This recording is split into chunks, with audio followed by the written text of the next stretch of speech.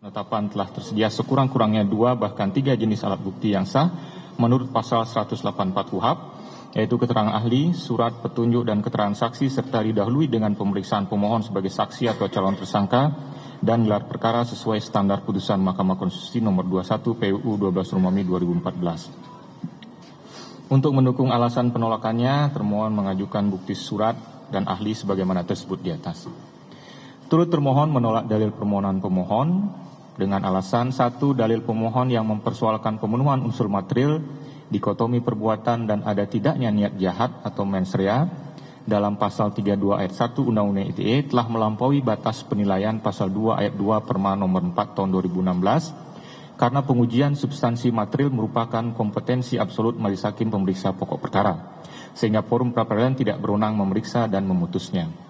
2. Objek yang dimohonkan pembatalan berupa 3 surat perintah penyidikan dan surat ketetapan tersangka merupakan produk hukum administrasi justisial yang diterbitkan secara mandiri oleh penyidik sehingga turut termohon tidak memiliki hubungan kausalitas maupun wewenang atributif berdasarkan pasal 77 huruf A Undang-Undang nomor 8 tahun 81. Terlebih berkas perkara pokok beserta surat dakwaan telah dilimpahkan dan diterima Pengadilan Negeri Jakarta Timur pada tanggal 23 Juni 2026 sehingga status pemohon telah beralih menjadi terdakwa dan permohonan gugur demi hukum sesuai pasal 82 ayat 1 huruf D KUHP junto putusan Mahkamah Konstitusi nomor 102 PUU 13 Romawi 2015. Penerbitan surat pemberitahuan berkas perkara lengkap P21 nomor B5148 M.1.4 dan seterusnya tanggal 30 April 2026 adalah sah menurut kewenangan eksklusif penuntut umum.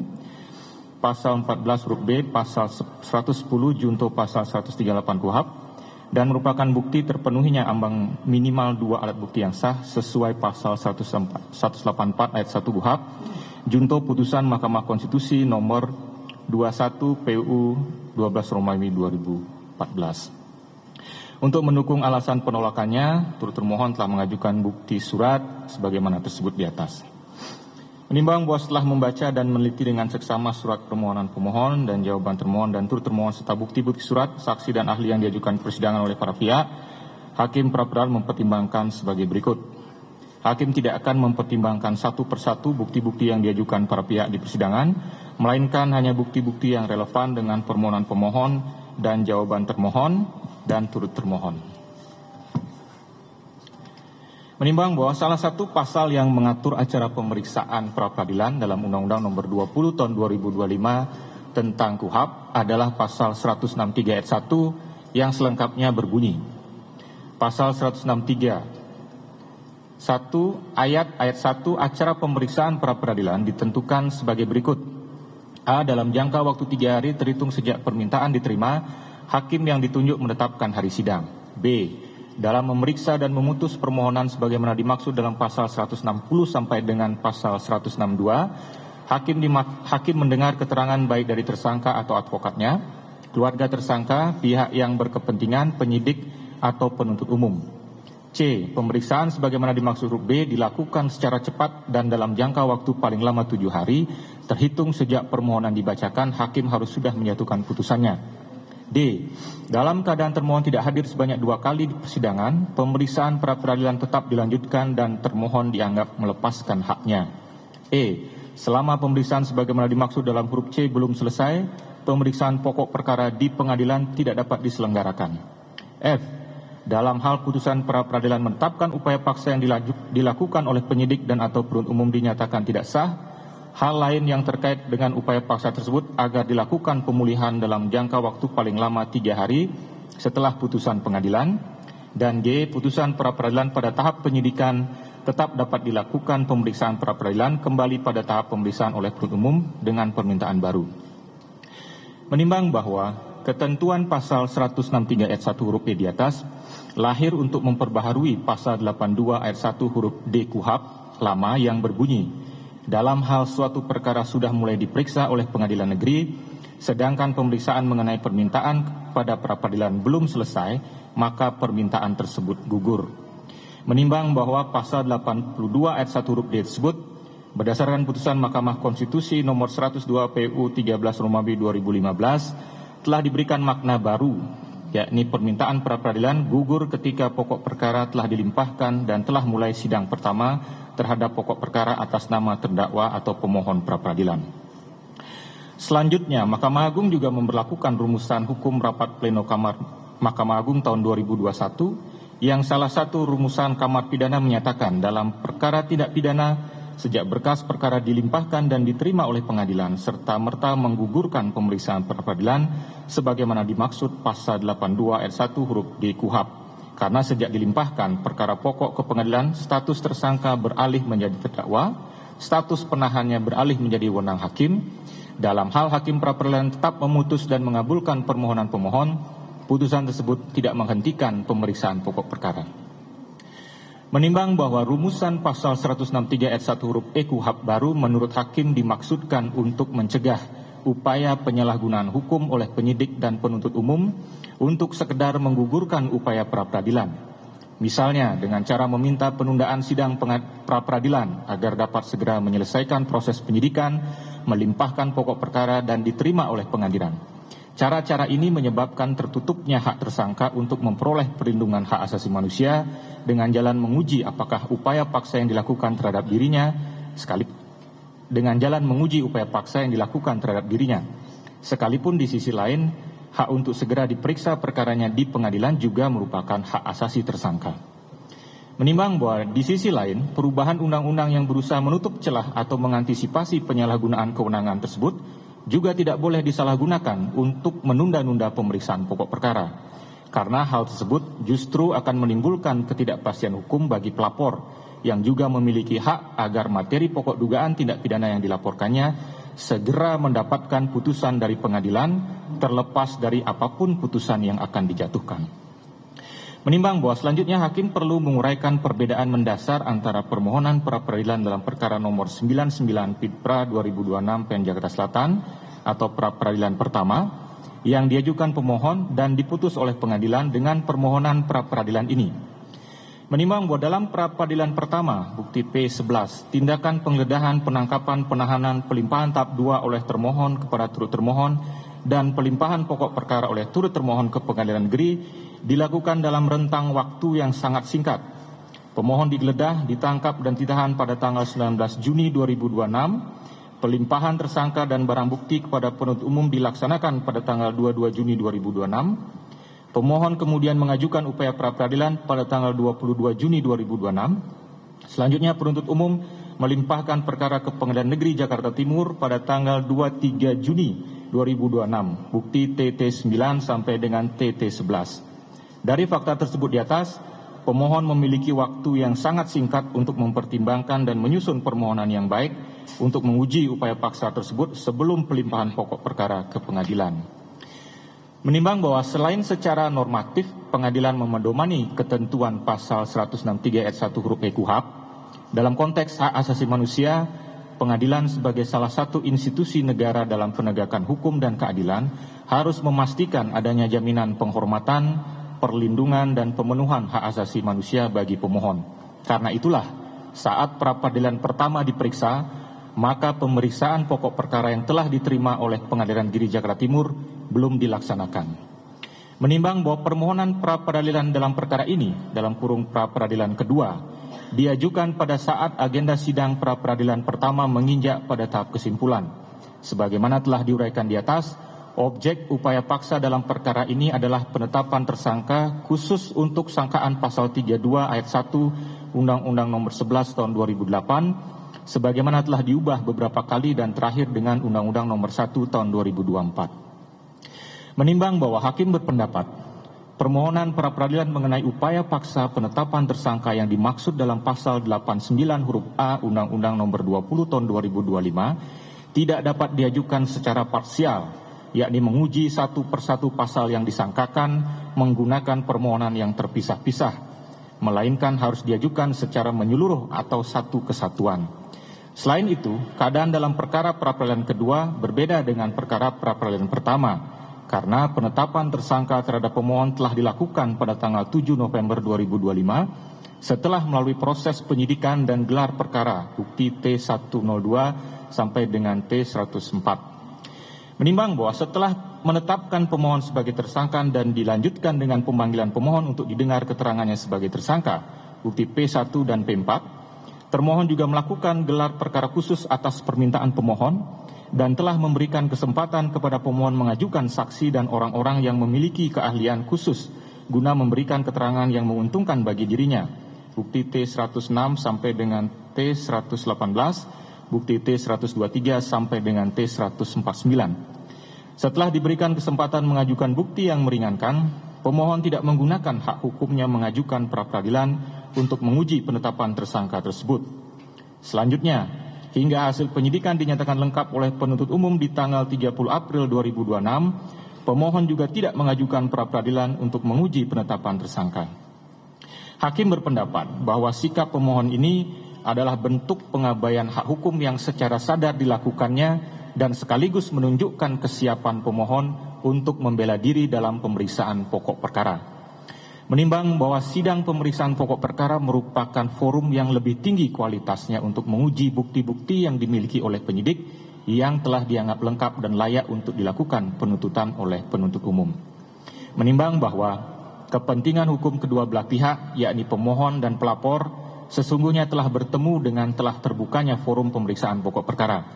Pemohon seharusnya menggunakan forum itu untuk mengajukan segala argumentasi hukum terkait ketentuan pidana yang didakwakan atau hal-hal lain yang terkait dengan syarat formil dan material surat dakwaan, dan untuk menguji alat bukti, baik yang diajukan turut termohon maupun yang diajukan pemohon, P10, P13 sampai dengan P21.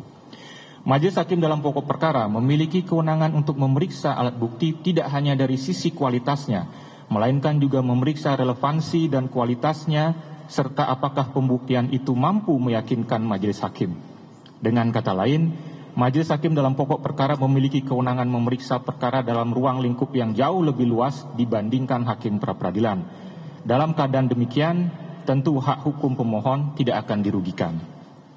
Menimbang bahwa ketika pasal 163 ayat 1 huruf E KUHP dihubungkan dengan pasal 160 ayat 3 yang berbunyi, permohonan pemeriksaan sah atau tidaknya pelaksanaan upaya paksa yang diajukan oleh tersangka, keluarga tersangka atau advokatnya sebagaimana dimaksud S1 hanya dapat diajukan satu kali untuk hal yang sama, telah memunculkan penafsiran adanya hak kepada terdakwa yang perkaranya telah dilimpahkan ke pengadilan untuk mengajukan permohonan pra-peradilan dan diberikan hak untuk mengajukan pra-peradilan dengan cara dipecah satu persatu. Menimbang bahwa hakim berpendapat pasal 163 ayat 1 huruf A bermakna bahwa pemeriksaan pra-peradilan hanya dapat menunda dimulainya pemeriksaan pokok perkara jika perkara pokok dilimpahkan pada saat proses pra-peradilan sedang berlangsung. Namun jika pokok perkara telah dilimpahkan ke pengadilan, baru kemudian permohonan pra-peradilan diajukan satu persatu menggunakan pasal 160 ayat 3, maka hal itu harus dianggap sebagai penyalahgunaan prosedur hukum. Menimbang bahwa tindakan pemohon mengajukan permohonan pra-peradilan terkait penetapan tersangka setelah pelimpahan perkara dan setelah pra-peradilan pertama mencapai tahap kesimpulan adalah bentuk nyata upaya untuk menunda-nunda dan mengganggu proses pemeriksaan pokok perkara. Menurut hakim, upaya ini adalah salah satu bentuk penyalahgunaan pra-peradilan. Menimbang bahwa berdasarkan seluruh uraian pertimbangan di atas, maka permohonan pra-peradilan pemohon sudah tidak relevan lagi sehingga sudah sepatutnya dinyatakan ditolak untuk seluruhnya. Menimbang bahwa oleh karena permohonan pra-peradilan ditolak untuk seluruhnya, maka biaya yang timbul dalam perkara ini haruslah dibebankan kepada pemohon sejumlah nihil. Mengingat pasal 89, pasal 160 ayat 3, pasal 163 ayat 1 Undang-Undang Nomor 20 Tahun 2025 dan peraturan undang-undangan lain yang bersangkutan mengadili: 1. Menolak permohonan pra-peradilan pemohon untuk seluruhnya. 2. Membebankan kepada pemohon untuk membayar biaya perkara sejumlah nihil. Demikianlah diputuskan pada hari Senin tanggal 20 Juli 2026 oleh Ketut Darmawan SH, Hakim pra-peradilan pada Pengadilan Negeri Jakarta Selatan, dan diucapkan dalam sidang terbuka untuk umum pada hari dan tanggal itu juga oleh hakim tersebut dan dibantu oleh Wijianto SH, panitera pengganti, serta dihadiri oleh pemohon dan kuasanya, kuasa termohon serta kuasa turut termohon. Demikian putusan yang telah dijatuhkan atas permohonan saudara untuk pemohon dan kuasanya, termohon dan turut termohon, kuasanya. Dengan selesainya pembacaan putusan ini, saya nyatakan sidang selesai dan ditutup.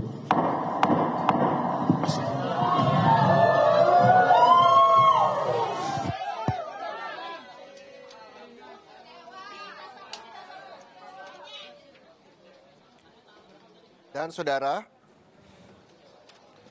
baru saja kita mendengarkan putusan dari hakim yang menyatakan Pengadilan Negeri Jakarta Selatan juga telah menggelar sidang putusan peradilan kedua yang diajukan oleh Roy Suryo. Putusan peradilan kedua yang diajukan Roy Suryo ini terkait dengan dugaan keaslian ijazah Presiden ke-7 RI, Presiden Joko Widodo. Tadi, hakim juga menyampaikan akan mempertimbangkan bukti yang relevan dengan yang diberikan oleh Roy Suryo. Artinya hakim tidak membacakan seluruh pertimbangan yang diserahkan oleh Roy Suryo dan hanya mempertimbangkan bukti yang relevan. Dan hakim menolak pra-peradilan Roy Suryo. Dan saudara, usai jeda sampai Indonesia masih akan kembali, pastikan Anda masih bersama kami di Kompas TV.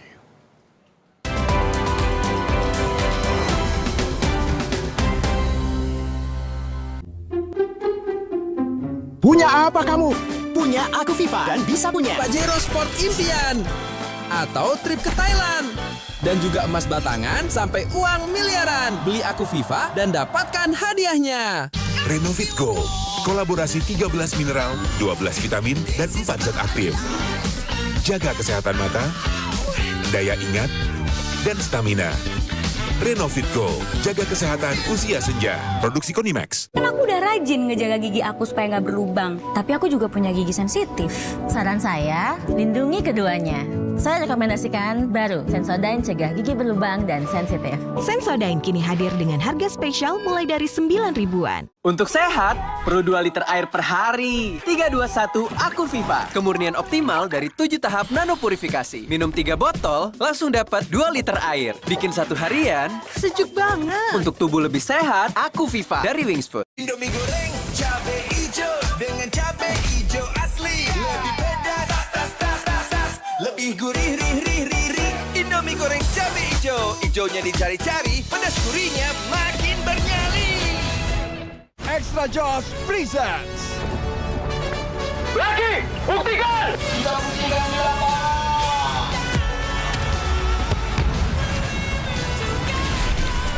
Extra Jaws, lagi berani, ekstra lain. Nyut.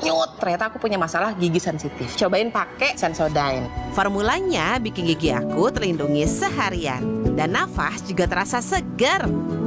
After seminggu, dan ternyata hasilnya, wow. Punya apa kamu? Punya Aku FIFA dan bisa punya Pajero Sport Impian atau trip ke Thailand dan juga emas batangan sampai uang miliaran. Beli Aku FIFA dan dapatkan hadiahnya. Omehar, minyak ikan pilihan dari laut dalam. Omehar, suplemen omega 3 esensial. Dalam mini kapsul, lebih mudah ditelan. Diproses dengan teknologi modern di Amerika. Bantu pelihara kesehatan tubuh kini dan nanti. Ayo berjemur demi vitamin D. Onde mande.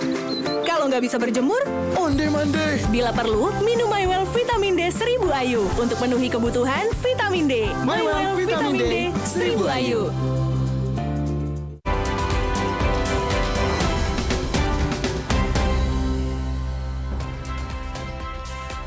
Masih di Sapa Indonesia Siang, saudara, dengan mempertahankan pengolahan secara tradisional, sebuah rumah makan di Deli Serdang, Sumatera Utara menjadi buruan warga. Berbagai olahan belut yang menggugah selera jadi menu andalannya. Kepulan asap tipis perlahan membumbung dari dapur sederhana di sudut Jalan Pringgan, Kampung Lalang, Kecamatan Sungkal, Kabupaten Deli Serdang. Di balik tungku kayu bakar yang tak pernah benar-benar padam, seporsi demi seporsi olahan belut lahir dengan cita rasa yang nyaris tak berubah selama puluhan tahun. Sejak 1998, rumah makan ini tetap setia mempertahankan cara memasak tradisional yang menghasilkan aroma khas di setiap masakannya. Ada 6 pilihan menu, mulai dari belut goreng, belut cabai hijau, belut cabai merah, belut olahan kunyit, belut tauco, hingga belut tumis. Seluruhnya dimasak dengan cara yang sama yang tetap mempertahankan cita rasa dan pengolahan secara tradisional.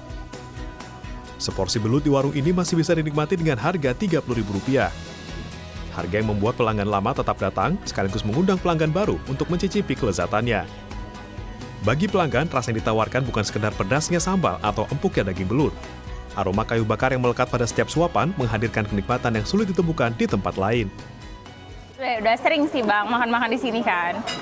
Menu favoritnya cabai hijau, belut cabai hijau, terus sambal tempe kering, apalagi ya sambal tuk-tuknya juga. Pemilik warung makan mengaku tetap bertahan dengan cara lama karena percaya bahwa cita rasa terbaik lahir dari proses yang dijaga dengan sepenuh hati. Mulai dari menggunakan kayu bakar untuk memasak, hingga sambal yang menggunakan cabai yang digiling manual.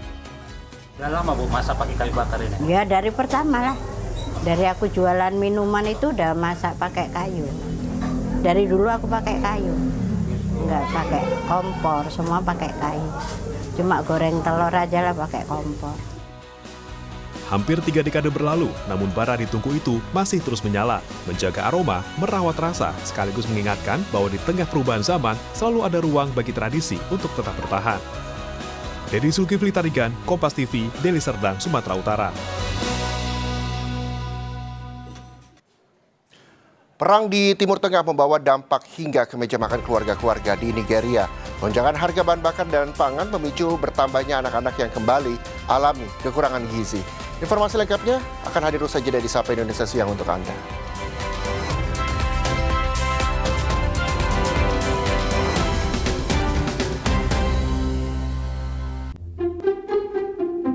Punya apa kamu? Punya Aku FIFA dan bisa punya Pajero Sport Impian atau trip ke Thailand. Dan juga emas batangan sampai uang miliaran. Beli Aku FIFA dan dapatkan hadiahnya. Renovit Go, kolaborasi 13 mineral, 12 vitamin, dan 4 zat aktif. Jaga kesehatan mata, daya ingat, dan stamina.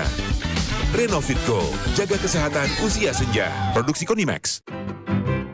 Kakekmu yang itu juga dong. Tapi gigi kakek. Gak usah khawatir.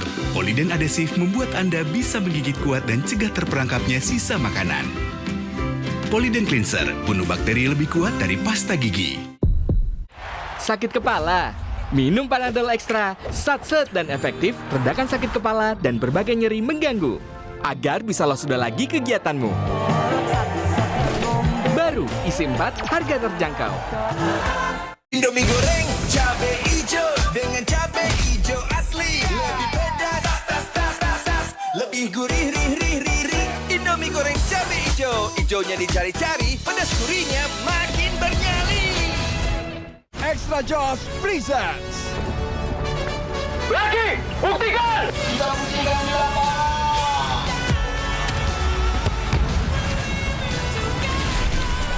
Extra Jaws, lagi berani, ekstra lain. Nyut. Ternyata aku punya masalah gigi sensitif. Cobain pakai Sensodyne. Formulanya bikin gigi aku terlindungi seharian. Dan nafas juga terasa segar. After seminggu, dan ternyata hasilnya, wow. Nikmati mie goreng ala chef di rumah. Mie sedap goreng ala Chef Devina. Minyak kenyal dan pipi bikin beda. Ada sambal merahnya. Aku tambahin sayuran dan kremesan Creole. Taste like chef, sesimpel itu. Mie sedap goreng ala Chef Devina dari Wixfood. Yuk mulai gerakan 30 menit main di luar dengan perlindungan UFO 24/7. Tumbuhkan percaya diri anak. Ajak bergerak untuk kesehatan dan perkuat bonding keluarga. Nuvo mengucapkan Selamat Hari Anak Nasional. Wingscan. Polemik utang kereta cepat Jakarta-Bandung Wush masih bergulir. Presiden Prabowo bahkan menyebut akan bertanggung jawab. Serap berita dan informasi terpilih. Dari tragedi ledakan di SMA N72 di lingkungan pendidikan, evakuasi seorang warga lansia yang terjebak banjir. Ikuti Kompas Malam setiap hari pada jam-jam berikut live di Kompas TV. Didukung oleh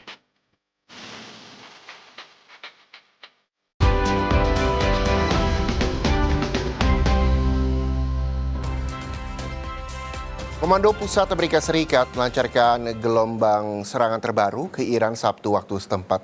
Serangan menyasar pertahanan udara Iran. Senko merilis rekaman detik-detik saat jet tempur lepas landas sejumlah rudal juga ditembakkan dalam 8 kali serangan berturut-turut untuk melemahkan militer Iran. Senko mengklaim bahwa IRGC bertanggung jawab atas serangan terhadap pangkalan militer Amerika Serikat di Yordania yang menewaskan 2 tentara Amerika Serikat.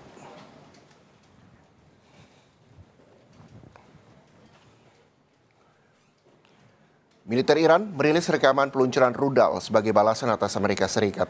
Salah satu yang diserang adalah pangkalan militer Amerika Serikat di Arab Saudi.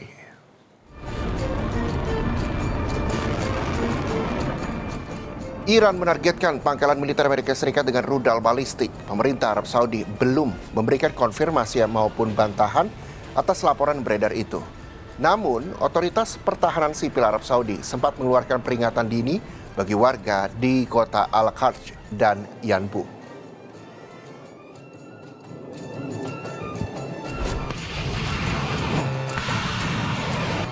Perang di Timur Tengah tidak hanya memicu ketegangan geopolitik tetapi juga membawa dampak hingga ke meja makan jutaan keluarga di belahan dunia lainnya. Di Nigeria, lonjakan harga bahan bakar dan juga pangan memicu bertambahnya anak-anak yang kembali mengalami kekurangan gizi. Tucan rayuwa tana da sauki, ina tukin mota, ina samun kuɗi, ina wadatar da iyali na suna cin abinci mai kyau. Mai yayi tsada. Kuɗin da naka samu in sai mai, in ba mai mota ba ban samu abin da ci gidana. Mai mota ya bike karɓi mota ta. Da yake ko mutum bai tuwa shi zamani da an karɓi mota sai kana hita can cikin mutane kana dan samu wani abu ana ci amma dai rayuwa ba ta da daɗi. Sannan ga matsaloli na yara na makaranta. Wani lokaci ina dawo in isko yaro biyu yaro uku an koro su da makaranta islamiyya babu kuɗin za a ba su. Dihapus 3 tahun lalu. Between 18 and 23 million children will be pushed into poverty. Right, so that's a short-term, immediate consequence of what's happening. I think that the challenge short-term is that children are going to be in greater need. They will be hungrier. They will be less likely to get the supplies they need, the immunizations they need. For children long-term, what that means is they're more likely to be stunted, their development will be compromised, they are less likely to stay in school because their parents are under so much financial strain. So the long-term implications for children are absolutely terrible. Nasib sebagian besar komunitas petani.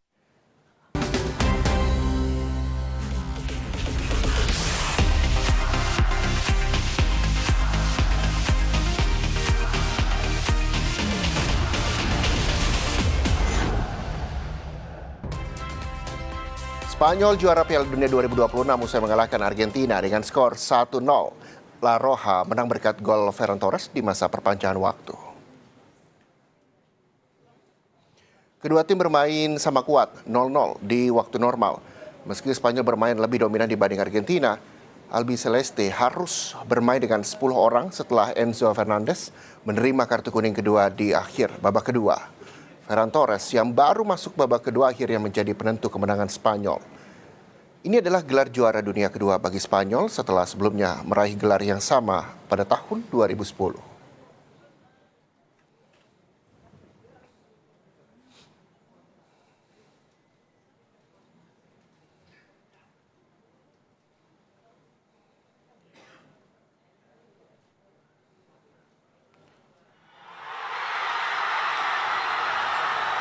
Supporter Spanyol yang berkumpul di sekitar Box Park, Wembley, Inggris langsung bersukacita menyambut gol Ferran Torres yang jadi penentu kemenangan Spanyol.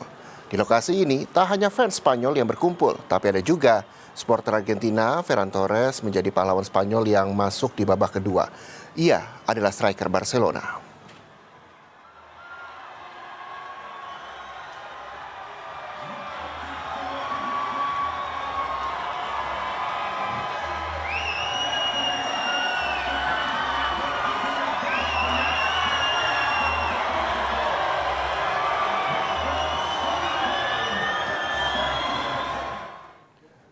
Piala Dunia 2026 menjadi edisi dengan total hadiah uang paling fantastis yang pernah disiapkan FIFA.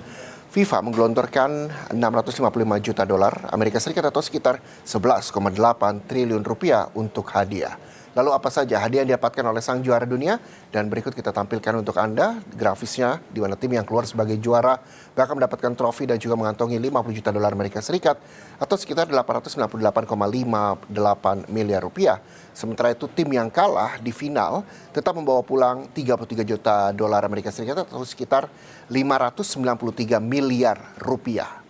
Untuk tim di peringkat ketiga akan memperoleh 29 juta dolar Amerika Serikat atau sekitar 521 miliar rupiah. Hadiah ini akan diberikan kepada federasi sepak bola masing-masing negara.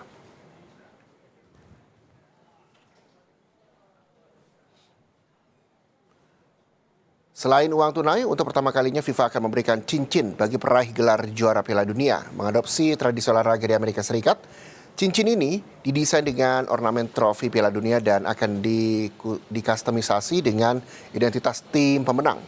Cincin akan diberikan kepada kapten tim pemenang laga final dalam upacara penyerahan trofi juara di Stadion New Jersey.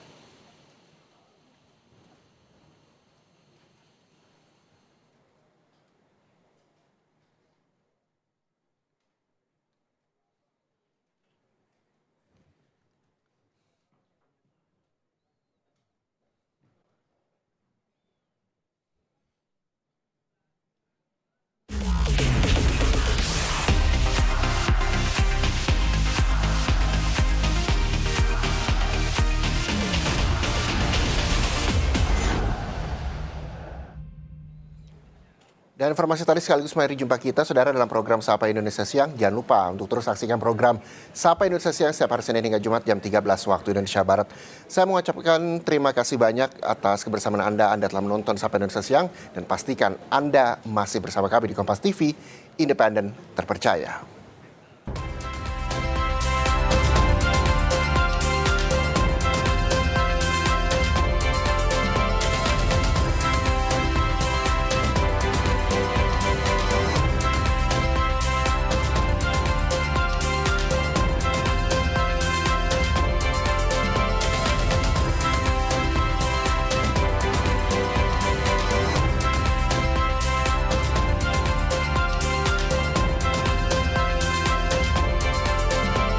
telah menyiapkan berbagai informasi menarik hanya untuk Anda. Bersama saya Walachen, kita jelang Kilas Kompas selengkapnya. Tiada alasan untuk tertinggal berita. Kejar kompilasi berita dan informasi terkini yang kami rangkum setiap hari. Suhu ekstrim mencapai 40 derajat Celcius juga melanda negara di Balkan Barat. Kilas Kompas, setiap hari pukul 11:30 malam, live di Kompas TV. Sesaat lagi, Anda akan menyaksikan Kompas Update, didukung oleh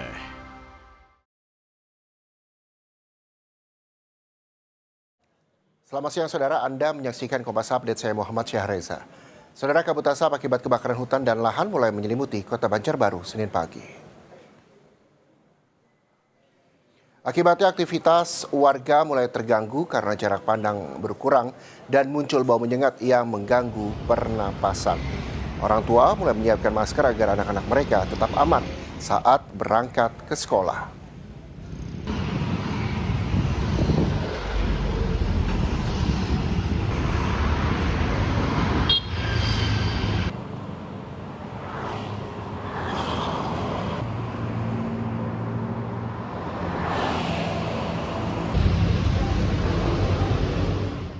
Demikian Kompas Update, selamat menyaksikan acara kami selanjutnya di Kompas TV, independen, terpercaya. Terima kasih Anda telah menyaksikan Kompas Update, didukung oleh Mama Lime Grade, pencuci piring dari tumbuhan 100% food grade dengan Natura Plant Essence. Mama Lime Grade, efektif angkat lemak, piring bersih kesat, tangan tetap lembut. Juga efektif bersihkan kotoran dan bakteri di buah sayur. Mama Lime Grade, pencuci piring dari tumbuhan. Lime. Siarkan langsung dari studio Newsroom Menara Kompas, inilah Jurnal Nusantara selengkapnya.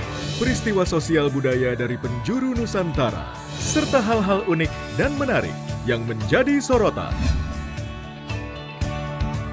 Gunung Anak Krakatau di Selat Sunda kembali erupsi, semburan abu vulkanik membentuk kolom hingga 200 meter.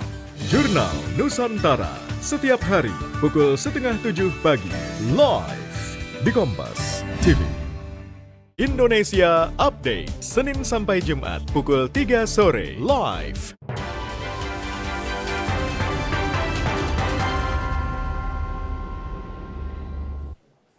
Selamat siang saudara, Anda menyaksikan Breaking News bersama saya Muhammad Syahreza. Saudara, militer Iran merilis rekaman peluncuran rudal sebagai balasan atas Amerika Serikat. Salah satu yang diserang adalah pangkalan militer Amerika Serikat di Arab Saudi.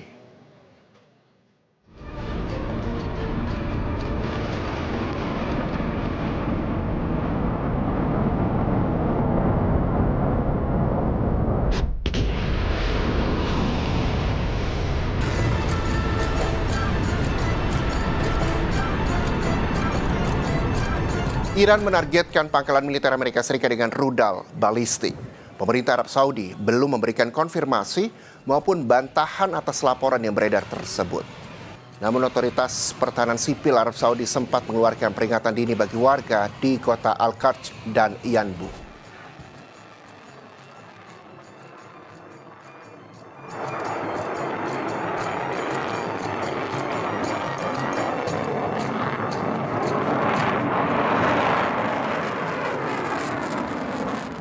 Korps Garda Revolusi Iran juga merilis video peluncuran rudal dan pesawat nirawak drone ke arah pangkalan Amerika di Yordania. Serangan ini diklaim sebagai bagian dari respons atas serangan Amerika Serikat terhadap infrastruktur sipil Iran.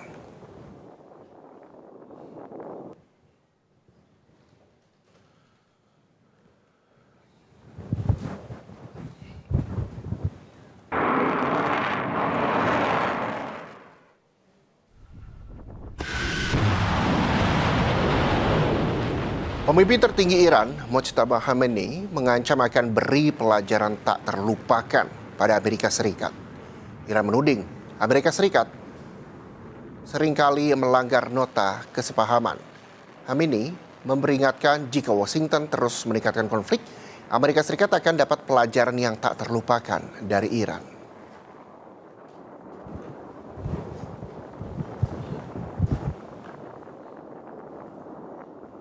این حماسه نقض عهدهای مکرر شیطان بزرگ نسبت به تفاهمنامه امضا شده بین رئیس جمهوران ایران و آمریکا بار دیگر این حقیقت را به همگان ثابت کرد که امضای رئیس جمهور آمریکا چقدر بی‌ارزش و نامعتبر است و زورگویی، تمامیت خواهی و وحشیگری اجزاء لاینفک مرام و مسلک آمریکایی می باشد.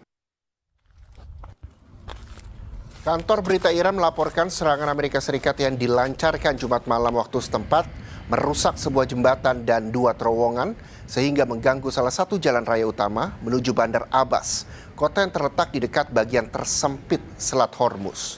Amerika Serikat dan Iran saling melancarkan serangan yang menyasar infrastruktur dan target militer. Seiring memanasnya, konflik mereka memperebutkan kendali atas selat tersebut. Iran juga melaporkan adanya serangan terhadap Pulau Qeshm yang strategis yang terletak di dalam wilayah Selat Hormuz.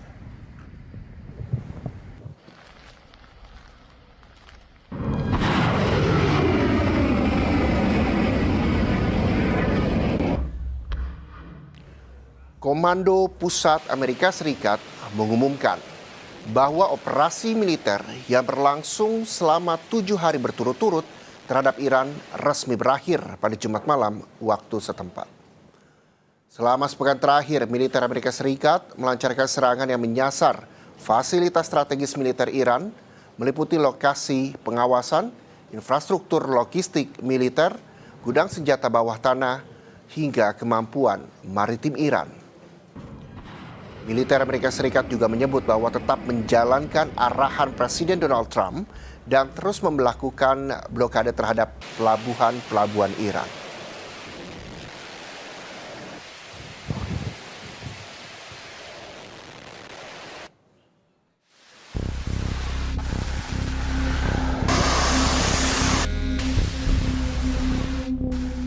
Pertempuran antara Amerika Serikat dengan Iran kian memanas. Kedua negara saling melancarkan serangan terhadap sasaran militer, infrastruktur strategis, hingga fasilitas energi di kawasan Teluk. Terbaru, Komando Pusat Amerika Serikat melancarkan gelombang serangan ke Iran dengan menyasar pertahanan udara Iran. CENTCOM merilis rekaman detik-detik saat jet tempur lepas landas. Sejumlah rudal juga ditembakkan dalam 8 kali serangan berturut-turut untuk melemahkan militer Iran. CENTCOM mengklaim IRGC bertanggung jawab atas serangan terhadap pangkalan militer Amerika Serikat di Jordania yang menewaskan 2 tentara Amerika Serikat.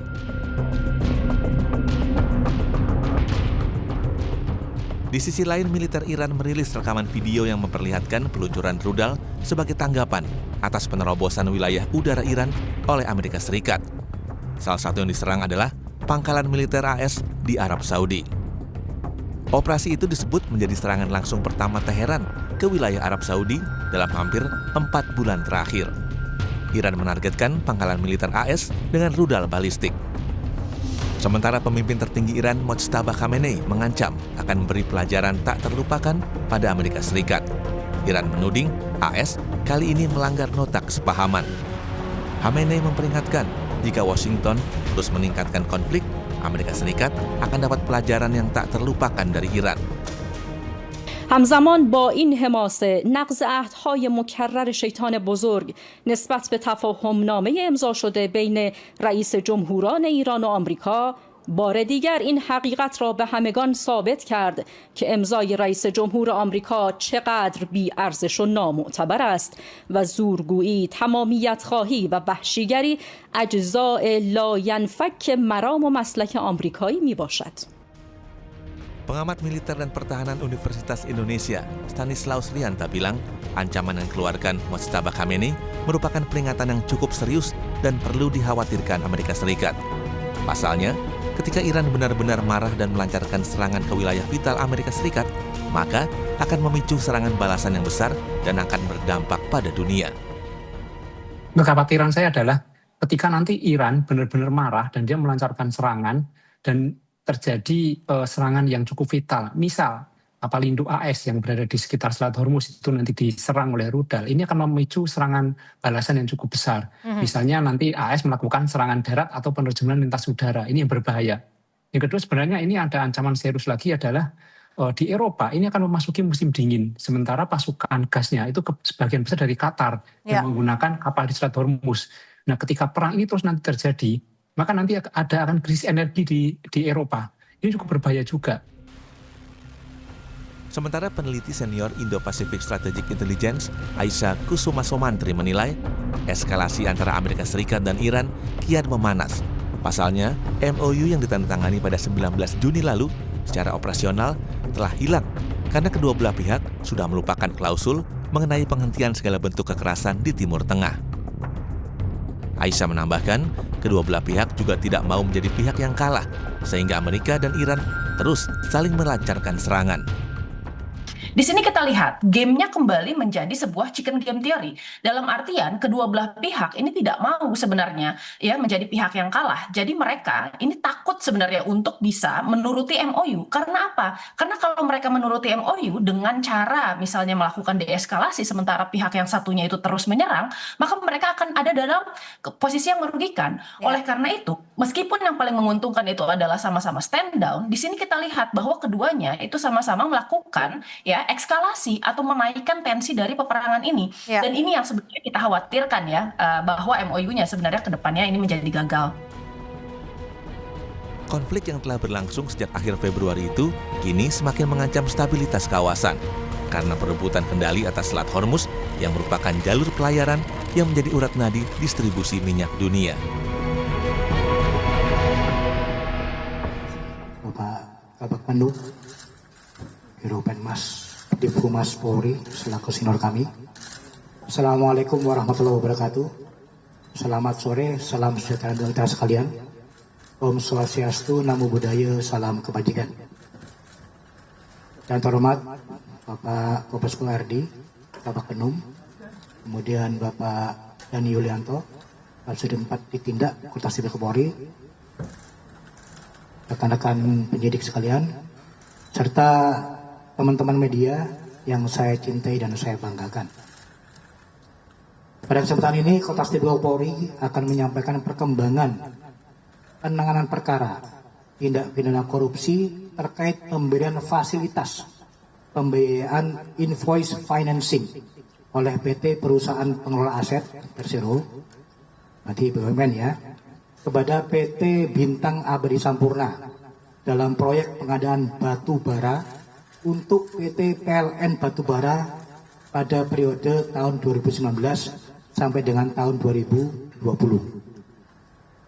Perkara ini menjadi perhatian serius karena menyangkut pengelolaan dana perusahaan milik negara yang seharusnya digunakan secara profesional, akuntabel, dan berorientasi pada kepentingan publik. Penyalahgunaan kewenangan dalam proses pembiayaan tersebut telah menimbulkan kerugian keuangan negara yang signifikan sekaligus mencederai tata kelola investasi BUMN. Saudara-saudara sekalian, setelah melalui rangkaian proses penyidikan yang komprehensif serta koordinasi intensif dengan jaksa penuntut umum, berkas perkara terkait perkara ini telah dinyatakan lengkap atau P21, sehingga penyidik telah melakukan penahanan terhadap tersangka sebagai bagian dari proses penegakan hukum sebelum pelimpahan tahap 2 kepada kejaksaan. Dalam perkara ini, Kores Tipikor Polri, para penyidik telah melakukan penahanan terhadap 2 orang tersangka, yaitu yang pertama saudara IT selaku Investment Manager PT Perusahaan Pengelola Aset Persero, dan yang kedua adalah saudara FSN selaku Kepala Divisi Operasional PT Bintang Abri Sempurna. Sementara itu, untuk tersangka FH selaku Direktur PT Bintang Abri Sempurna saat ini telah berstatus sebagai narapidana dalam perkara lain dan sedang menjalani pidana di Lapas Salemba.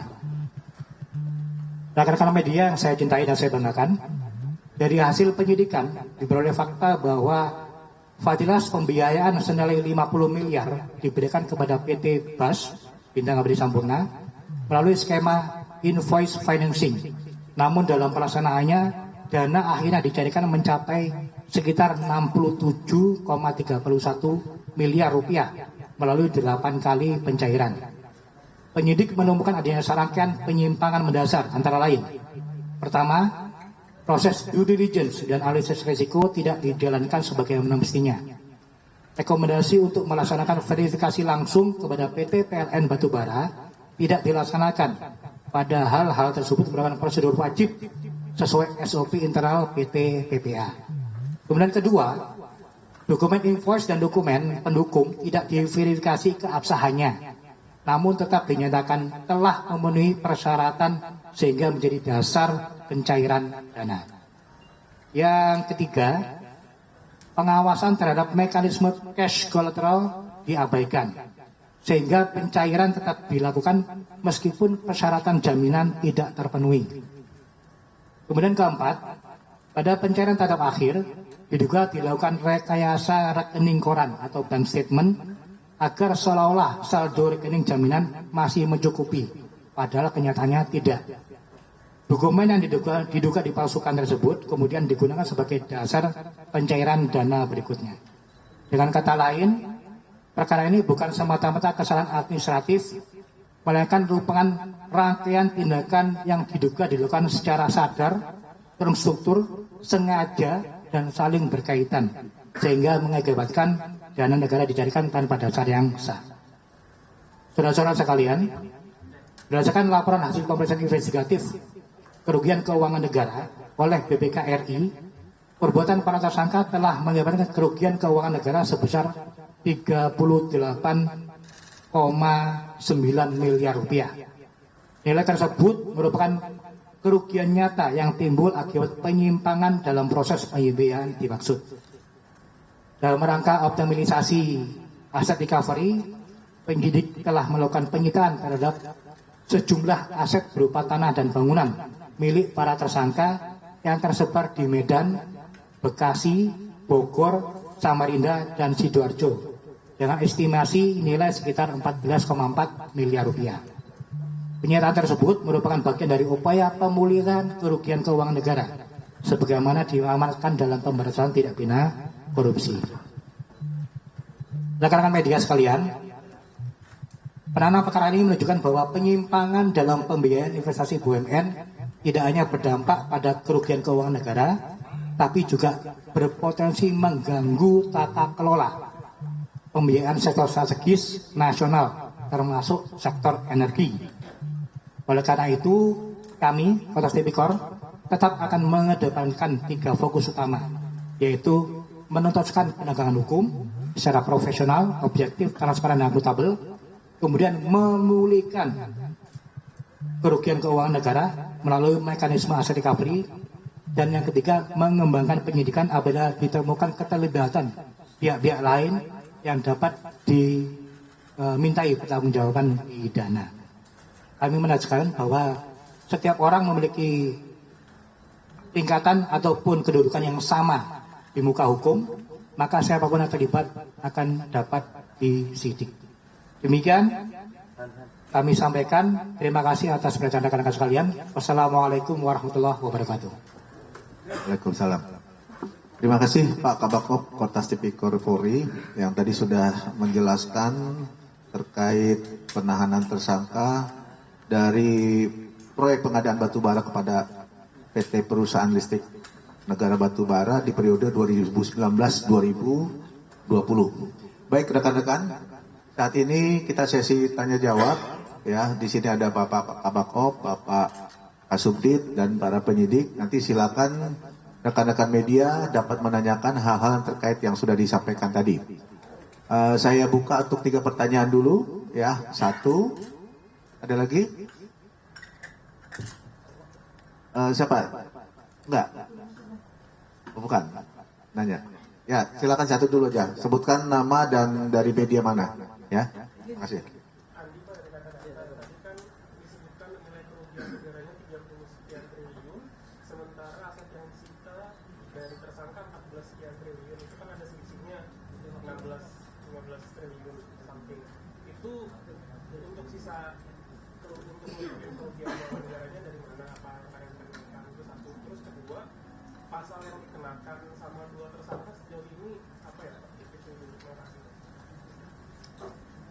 Ya, baik. Mungkin silakan bisa langsung dijawab.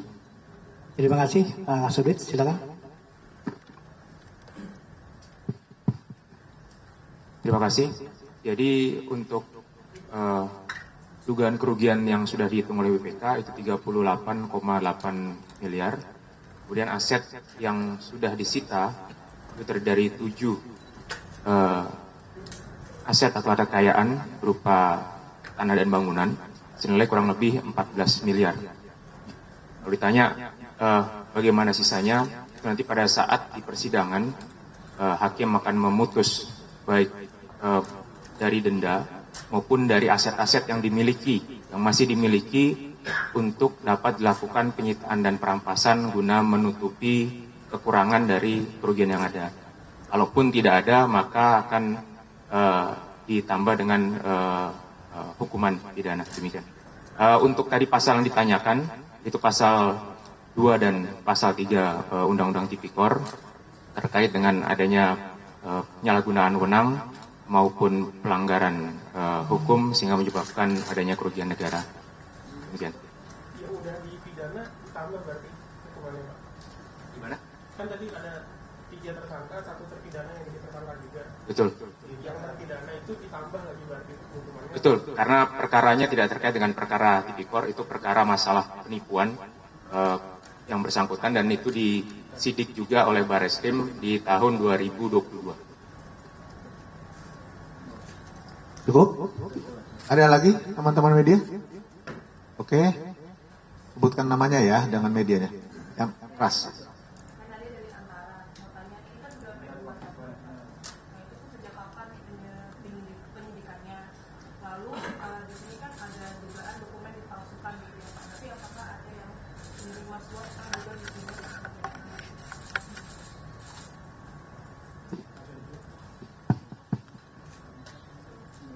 Untuk penyidikan kami sudah lakukan sejak tahun 2024 dan kemudian keterangan P21-nya dari Kejaksaan itu di awal 2026 dan kemudian untuk tadi yang ditanyakan terkait dengan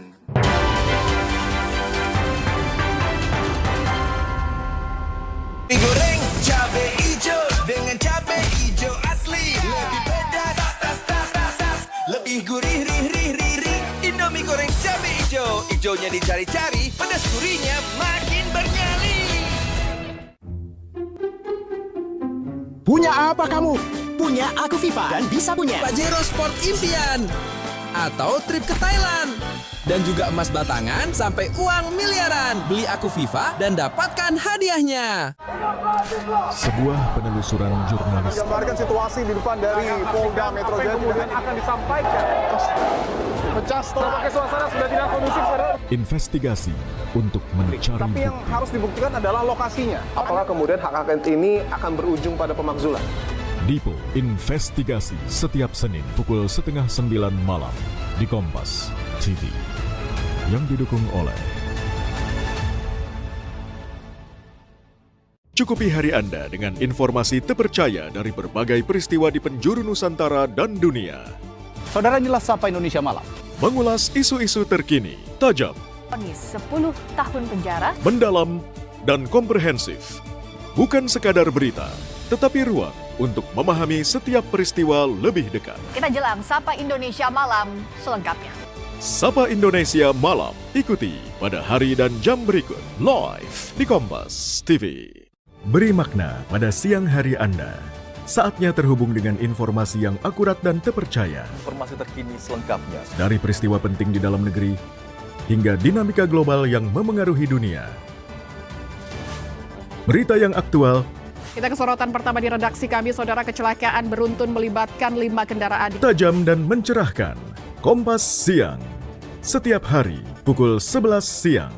Live di Kompas TV.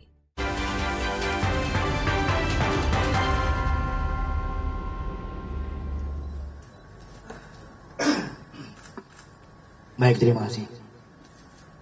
Jadi tentunya BPK itu menghitung berdasarkan nilai kerugian yang real dan nyata.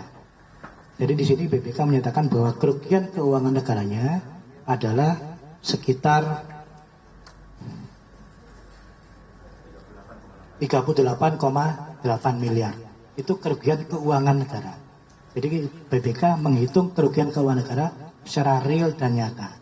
Jadi kemudian terkait nanti apabila ada misalnya social loss dan lain sebagainya, tentu ada perhitungan-perhitungan kembali. Terima kasih. Bagaimana?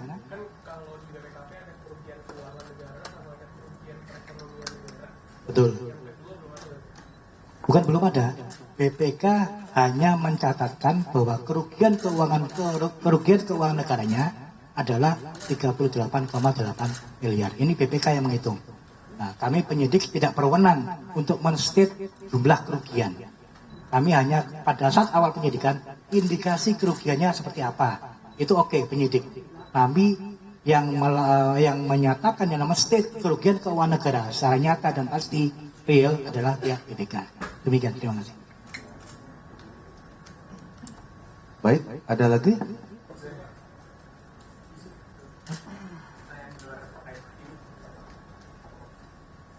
Mungkin kalau bisa di masalah ini dulu ya. Ya, yang lain yang terkait dengan kasus ini, silakan.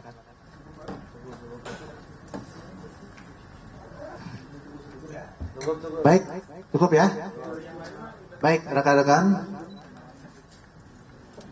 Dalam pengungkapan perkara ini, Kortas Tipikor, ya, ini bentuk nyata ya dalam penegakan hukum sekaligus memberikan pesan kepada seluruh masyarakat bahwa setiap penyalahgunaan kewenangan yang merugikan keuangan negara ini akan diproses secara hukum, ya, secara tegas tanpa pandang bulu. Termasuk dengan yang kita sampaikan saat ini. Untuk Pak Kabak-Op, Pak Kasubdit, kemudian para rekan-rekan penyidik, terima kasih atas kehadirannya dalam rangka menyampaikan rilis ungkap kasus ini. Dan teman-teman media, terima kasih juga atas kehadirannya. Ya, sebelum saya akhiri, mungkin sekali lagi, apakah ada yang mau ditanyakan terkait kasus yang ditangani saat ini? Kalau memang tidak ada, sekali lagi saya ucapkan terima kasih atas kehadirannya dan saya akhiri. Billahi taufik wal hidayah. Wassalamualaikum warahmatullahi wabarakatuh. Kalau ini Pak, katanya ada Kortas Tipikor juga lagi melakukan penyelidikan dugaan korupsi hibah lahan sekolah di Ciputat dan Lembang. Itu benar apa enggak? Terus kalau benar, apakah betul salah satu yang dipanggil, salah satu yang diklarifikasi merupakan mantan Wakapolri Ogo Seno? Saat ini masih penyelidikan. Jadi namanya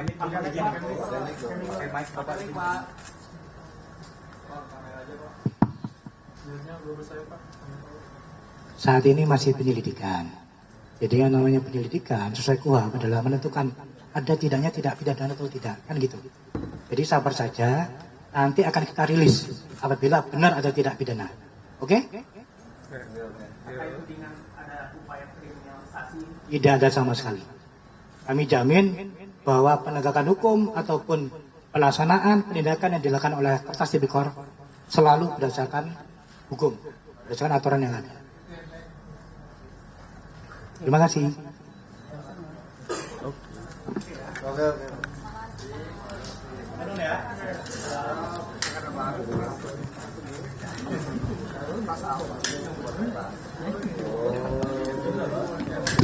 Langsung dari Mabes Polri, Saudara, baru saja kita mendengarkan keterangan pers dari Kabak Ops Kortas Tipikor Polri, Kombes Ahmad Yusuf Afandi, yang juga menyatakan bahwa penetapan tersangka dugaan korupsi batubara periode 2019-2020. Tadi Kabak Ops juga menyampaikan bahwa berkas perkara dinyatakan lengkap atau P21, Saudara, di mana tersangka sudah ditahan, yakni inisial IT, investment pengelolaan aset, lalu juga SSN, dan SH, sebelum juga direktur yang menjabat sebagai direktur saat ini juga telah ditahan di Lapas Salemba. Hasil investigasi kerugian negara mencapai 38,9 miliar dan saat ini juga aset berupa tanah dan bangunan milik tersangka sudah disita. Dan Saudara, untuk itu saya akhiri breaking news siang hari ini. Saya Muhammad Syahriza pamit undur diri. Selanjutnya Anda dapat menyaksikan Jurnal Merah Putih. Tetaplah bersama kami di Kompas TV, independen, terpercaya.